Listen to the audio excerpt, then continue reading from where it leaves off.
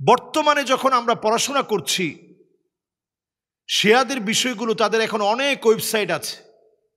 আজকেও যদি আপনি সার্চ করেন, তারা স্বতন্ত্র একটি সূরা ভিলায়াহ, ৭ আয়াত, সূরা ভিলায়া নামক একটি সূরাকে তারা কোরআনের মধ্যে সংযোজন করেছে, যেটা ৭টি আয়াতকে তারা নির্ধারণ করে ৭টি আয়াতকে তারা মানুষের কাছে প্রচার করে। মাআযাল্লাহ, আপনারা আয়াত যদি শুনেন অবাক হয়ে যাবেন। ইয়া আইয়ুহাল্লাযীনা আমানু আমিনু বিন-নাবিয়্যি বিল ওয়ালিয়্যিল্লাযীনা বা'আসনাহুম ইয়াহদিয়ানিকুম ইলা সিরাতিম মুস্তাকিম। এটা হচ্ছে সূরা ভিলায়ার প্রথম আয়াত, যে আয়াত কোরআনুল কারীমের কোন একটি জায়গায় ৬,২৩৬টি আয়াতে কারীমার ভিতরে ৩০ পারা কোরআনুল কারীমের কোথাও এরকম কোনো আয়াত নেই। এই আয়াত শিয়াদের উদ্ভাবিত, তাদের মন গড়া আয়াত। এমন একটি আয়াত বানানোর কারণেই ঈমান ধ্বংস হয়ে যাবে, বিশ্বাস করলে ঈমান থাকবে না। এই জন্য এখন কোরআন শুনতে গেলে, কোরআন পড়তে গেলে অথেন্টিক কিনা এটা জানা কত প্রয়োজন, চিন্তা করেন। দ্বিতীয় আয়াত তারা বানিয়েছে নাবিয়্যুন ওয়া ওয়ালিয়্যুন বা'দুহুমা মিন বা'দ ওয়া আনাল আলিমুল খবীর। এটা দ্বিতীয় আয়াত।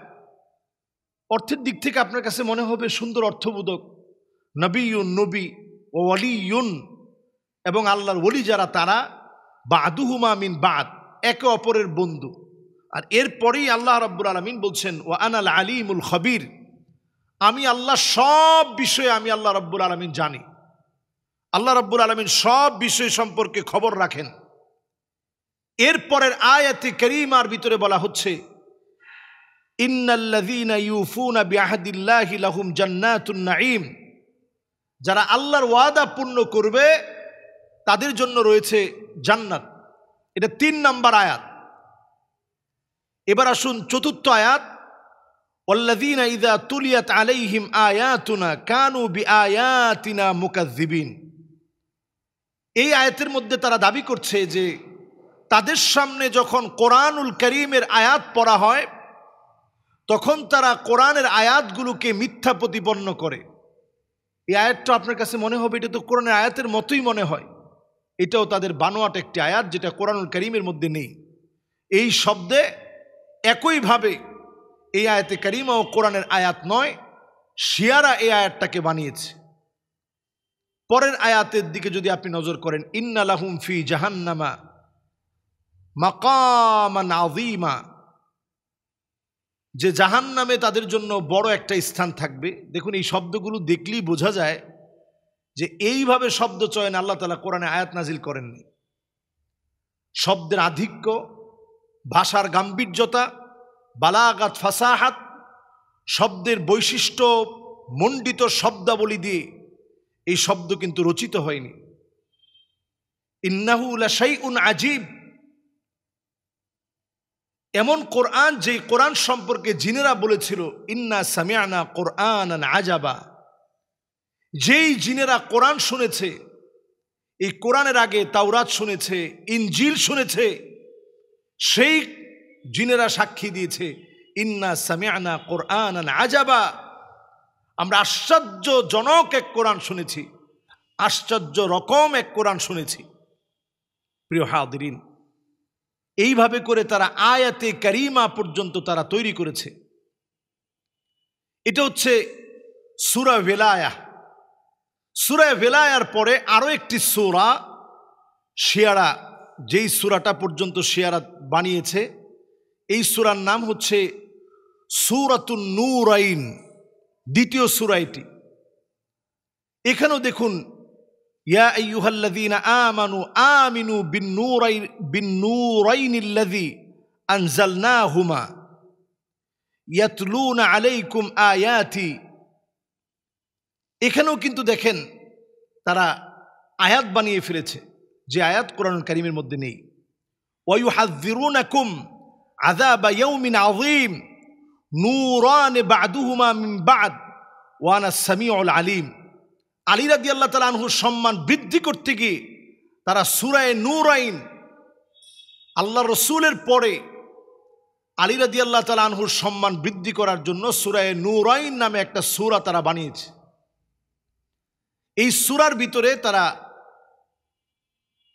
39 আয়াহ, এই সূরা আল কারীমা, এই সূরা তারা সম্মানজনক সূরা মনে করে।